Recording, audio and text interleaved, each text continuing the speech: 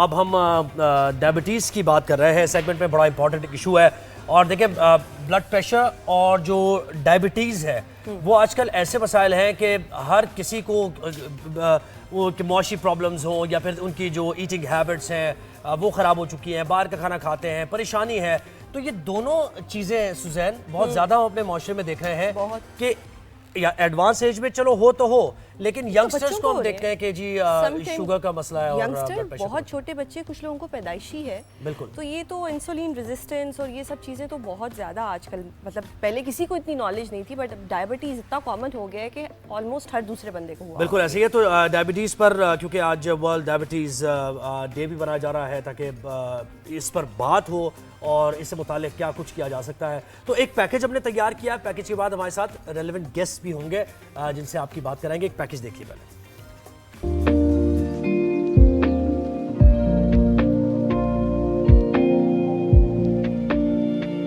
ज़ियाबतीज़ को उर्फ़े आम में शुगर की बीमारी कहा जाता है। पाकिस्तान इस मर्ज की शरह में दुनिया में पहले नंबर पर आ गया है। जॉर्जिया स्टेट यूनिवर्सिटी में रियाजी और शुमारियात के शोबे के ज़ेर एहतमाम चलने वाले एक इदारे वर्ल्ड ऑफ स्टैटिस्टिक्स की जानिब से एक तहकीक की गई है, जिसके मुताबिक पाकिस्तान में शुगर के मर्ज की शरह 30.8% है। यानी हर 100 लोगों में से 30 लोग ज़ियाबतीज़ का शिकार हैं।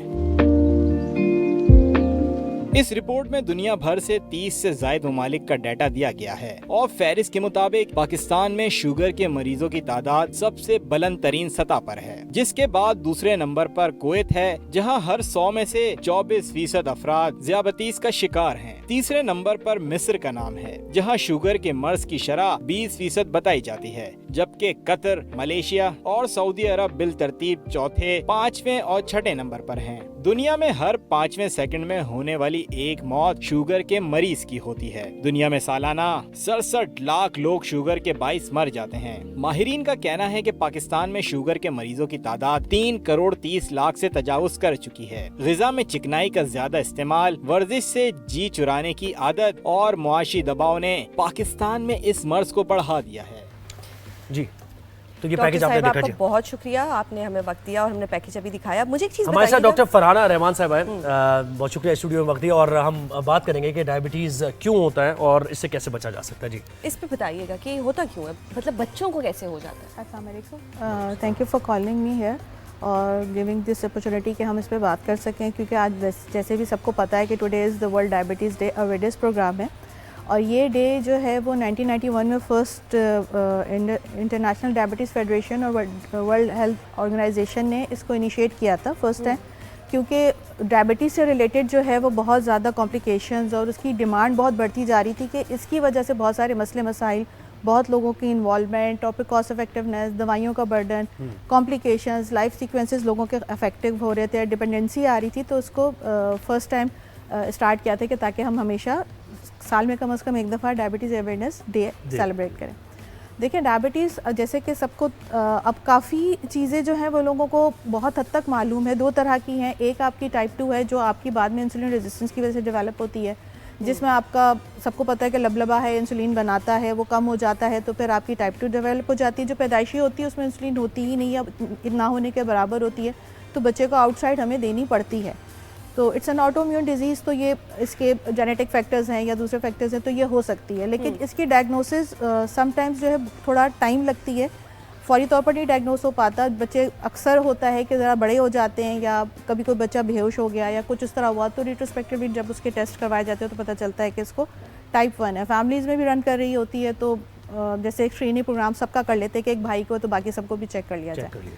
तो दोनों में जो चीज़ है मेन, एक तो हमारे हाथ में नहीं है, लेकिन दूसरी वाली ऐसी है कि वो अभी रिसेंटली जो स्टडीज़ हैं वो कहते हैं कि CDC ने कहा है कि 90% जो है हमारी ये टाइप 2 डायबिटीज़ प्रिवेंटेबल है।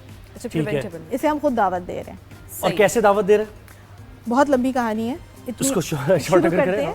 इसको हम 2 चीज़ों में डालेंगे कि एक चीज़ जो हमारे हाथ में नहीं है और एक चीज़ जो हमारे हाथ में है। लाइक आपकी एज हो गई है, आपकी फैमिली हिस्ट्री है, तो उस वो नॉन मॉडिफाइबल रिस्क फैक्टर्स है कि हम उसको कुछ नहीं कर सकते। एज यानी क्या 40 से अबव? मतलब आप ज़्यादा एज के हो गए हैं तब 50 तब अगर आपको हो रही है तो वो एक रिस्क फैक्टर है, आप एज तो कम नहीं कर सकते। ठीक है।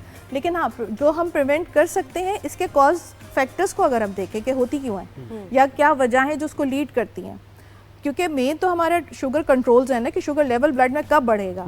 सबसे मेन और सबसे मोस्ट कॉमन चीज़ है ओबेसिटी है जो अब हो रही है। सही। और वो छोटे बच्चे जैसे आप अभी कह रहे थे कि छोटों में भी आ रही है और बहुत यंग एज में भी टाइप 2 डायबिटीज़ डायग्नोज हो रही है। उसकी वजह यही है कि आपकी तो चाइल्डहुड ईटिंग हैबिट की ओबेसिटी वजह से, ईटिंग हैबिट डेफिनेटली, खाली ईटिंग नहीं, उसके अलावा फिजिकल इनएक्टिविटी भी। ठीक है। आप जो भी खा रहे हैं वो इतना फास्ट फूड, इतना जंक फूड है, वो सिवाय आपके शुगर और लेवल्स और ग्लाइसेमिक इंडेक्स बढ़ाने का और कुछ नहीं कर रहा। कोई और आपको ये वो एनर्जी और वो शुगर कुछ, क्रेविंग्स को हम किस तरह सेटिस्फाई करें? वो तो ये भी साथ natural साथ है ना डॉक्टर साहब, ये हम बच्चों का बड़ा प्रॉब्लम तो ये फिजिकल इनएक्टिविटी का पार्ट हो गया ना Part हो कि गया, आप सारे दिन बैठे हुए हैं। अब तो नया हमारा स्लोगन ये है कि sitting is another form of smoking, जो slowly and gradually taking you towards the diabetes. आप क्रेविंग्स की बात करिए, क्रेविंग्स तो उस वक्त होंगी आपको जब आपको ये चीज़ डेवलप हो चुकी होगी। ठीक है। तो आपको क्रेविंग्स एक काइंड ऑफ एक इंडिकेशन होता है कि शायद you might be having this. 2-3 symptoms जिस पर अमूमन पेशेंट आते हैं, या हम पूछते हैं कि आपको भूख ज़्यादा लग रही है या आपको यूरिन ज़्यादा आ रहा है या इस तरह की बातें, तो फिर हमें भी सस्पेक्ट होता है। कुछ ऐसी प्रेजेंटेशंस होती हैं पेशेंट को, यहाँ कोई टेस्ट नहीं कराते, किसी को सालों से होती, पता ही नहीं होता कब स्टार्ट हुई। लेकिन तो वो ये जो चीनी है, जो चीनी हम चाय में लेते हैं, खाने में खाते हैं, क्या ये जहर है या नहीं? देखिए, इसे वाइट शुगर और इन सबको वाइट कैंसर या वाइट पॉइजन तो कहा ही जा रहा है, मैदा और चीनी। ठीक है। बिकॉज इनमें आपका जो है वो सिवाय ये कि शुगर कंटेंट ज़्यादा है, आपकी जो इतनी एनर्जी को ये एकदम, जो एक चीज़ है ना इसमें मैं ये समझाना चाहूँगी कि एकदम आपकी शुगर हाई हो और एकदम लो हो, तो ये भी ठीक नहीं है। हर चीज़ में एतदाल ठीक है, क्योंकि body has a metabolic memory. अगर आपने उसको एक दफ़ा जो है वो इंसल्ट की है, शुगर इंसल्ट दी है, तो वो याद रखेगी इस बात को। जो थोड़ा बहुत डैमेज होगा वो अच्छा डॉक्टर होगा। साहब, एक चीज़, वालिदैन आपने कहा ना कि मोटापा इसकी, तो होता है कि जेनेटिकली कुछ बच्चे ऐसे होते हैं कि जितना खा लें उन बच्चों का बॉडी वो यानी मोटे नहीं होते हैं, लेकिन बहुत से बच्चे ऐसे होते हैं कि उनकी बॉडी पर असर पड़ता है। और एक कॉन्सेप्ट ये भी हमारे वालिदैन में और बुजुर्गों में कि बच्चे को तो जितना ज़्यादा वो खा रहा है खिलाते रहो। तो इस चक्कर में भी बच्चा जो है मोटा हो जाता है। वो और चबी और वो हेल्दी बच्चा और गोगलू बच्चे अच्छे, तो वो कॉन्सेप्ट अभी हम वही कहते हैं कि ये इट्स नॉट हेल्दी। गोगलू बच्चा इज नॉट हेल्दी। ये लाइक्लीहुड है कि आगे जाके उसको, ये एक one of the major risk factor है कि if you are obese at the time of childhood और at the time of puberty, especially girls में जो पीसीओएस डेवलप हो जाते हैं, अगर उस टाइम आपने वेट गेन किया, पीसीओएस के बाद आपके 20-30% चांसेस और हो जाते हैं कि you will develop diabetes. Twin बच्चे होना बहुत अच्छी बात है, ट्विन बच्चे हो या नहीं, यू विल डेवलप डायबिटीज़, ज़्यादा चांसेस हैं। हैवी वेट बच्चे की, जी बहुत हेल्दी बच्चा पैदा हुआ है, एक सर्टन एज वेट लिमिट है, उससे ज़्यादा अगर हैवी बच्चा पैदा होगा तो इट इज़ एन इंडिकेशन कि यू शुड बी प्रिकॉशियस कि आपको हो सकती है। इसका टर्म कितना लंबा होता है? लाइक ये शॉर्ट टर्म की होती है, लाइफ टाइम की होती है, या ये प्रिवेंटेबल है? टाइप 2 तो प्रिवेंटेबल है, और ठीक आप है। जितना अच्छा कंट्रोल रखें। देखिए हमारा गोल क्या है अभी, जो हमारी जो वो डायबिटिक एसोसिएशन का जो मेन 2024 का गोल आया है, उनके 2 ही पॉइंट्स हैं, प्रिवेंट द कॉम्प्लिकेशंस और optimise the maximum quality of life. क्योंकि है क्या डायबिटीज़ बेसिकली, आपको पता है 1552 से it has been in books. एक इजिप्शियन फिजिशियन थे, इंक्रीज यूरिनेशन को और एमेसिएशन हो रही है बॉडी की, तो वो दे आर कंसर्निंग कि ये कोई चीज़ है, it is kind of a disease. और 1800 में फर्स्ट टाइम एडी में आए थे कि टूल्स के जो आप यूरिन में जो शुगर लेवल्स चेक कर सकते थे। फिर उसके बाद उन्होंने, ये चीज़ है शुरू से है, लेकिन आप अगर ज़रा सा भी कंपेयर करें पुराना लाइफ स्टाइल और हमारा लाइफ स्टाइल, तो एक मेजर फैक्टर है, वो हमसे ज़्यादा मुर्ग मुसल्लम और बहुत ज़्यादा चीज़ें खाते थे, but they are physically active, way much active than us. Doctor साहब, मैंने ये भी सुना है कि कुछ फीमेल्स होती हैं, मतलब उनकी प्रेगनेंसी में शुगर होती है, तो ये क्या है कि मतलब ये वैसे नहीं एक और रिस्क फैक्टर है कि अगर आपको प्रेगनेंसी में बेबी शुगर हुई है, तो आप तो बिल्कुल कॉन्शियस हो जाएं कि 35-40 ईयर्स के बाद आप बिल्कुल अलर्ट रहें कि आपको ठीक है। चांसेस है कि यू विल ज़्यादा। डेवलप टाइप 2 तो क्या वो बच्चे में भी आएगी या नहीं? देखिए, जब मदर को शुगर होती है तो उसमें बच्चे की 2 चीज़ें होती है, क्योंकि मदर इंसुलिन पर होती है, प्रेगनेंसी में सिर्फ इंसुलिन ही दे सकते हैं, तो बच्चे को हाइपो होने के बहुत ज़्यादा चांसेस होते हैं, या रिफ्लेक्स हाइपरग्लाइसीमिया हो सकता है बच्चे को। सही। तो जब भी बर्थ पे फौरी तौर पर उसको चेक किया जाता है कि उसको तो कुछ को मसला और नहीं। एक और चीज़ अक्सर ये कहा जाता है कि आप इंसुलिन, यानी अगर किसी को डायबिटीज़ हो गई है तो वो कहते हैं कि मेडिसिन अगर आप ले रहे हैं, मेडिसिन पे चल रहे हैं, तो आपके लेवल्स ख़राब हो रहे हैं, फिर आपका लिवर और सारी चीज़ें, तो बेहतर ये है कि आप इंसुलिन पर शिफ्ट कर जाएं।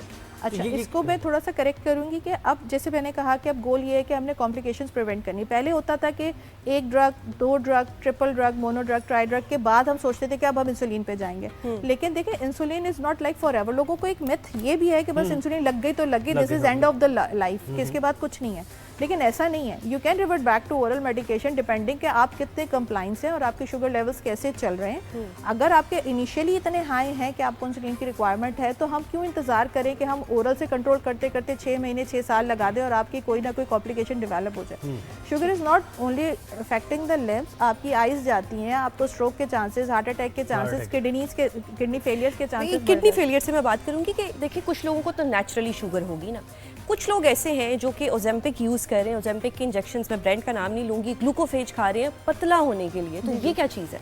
देखिए, इसमें सबसे मोस्ट इम्पॉर्टेंट चीज़ है कि सेल्फ मेडिकेशन तो always is not good for you. हर जगह जो है उसको जो है वो मना किया जाता है, कंडेम किया जाता है कि आप खुद ही से कुछ नहीं शुरू करें। There are certain indication. Metformin का जो एक ग्लूकोफेज का जो रोल है वो it's not only for diabetes. इसको यूजुअली शुगर ईटिंग ड्रग कहा जाता है जब ये स्टार्ट हुई थी। बट इसका जो मोड ऑफ एक्शन है जी, काम क्या करती है, इंसुलिन रेजिस्टेंस को कम करती है। अब जैसे पीसीओज में पेशेंट्स को इंसुलिन रेजिस्टेंस होने की वजह से उनके हार्मोन सही काम नहीं कर रहे होते। ग्लूकोफेज उनको दी जाती है। ग्लूकोफेज टोटल 1 से 2 kg वेट आपका रिड्यूस कर सकती है। इसके बाद उसका कोई काम नहीं, उसके बाद कोई काम नहीं। तो हमारे पास वक्त की किल्लत है डॉक्टर साहबा, वरना मजीद भी आपसे बहुत सी बातें हो सकती थी डायबिटीज़ से मुताल्लिक। डॉक्टर फरहाना रहमान साहबा, बहुत शुक्रिया, आपने हमें वक्त दिया और आपने सुन ली डॉक्टर साहबा की बात कि देखें, एक तो सेल्फ मेडिकेशन ना करें और दूसरी चीज़ ये कि अपने लाइफस्टाइल को बदलने की कोशिश करें, ईटिंग हैबिट्स को बदलने की कोशिश करें और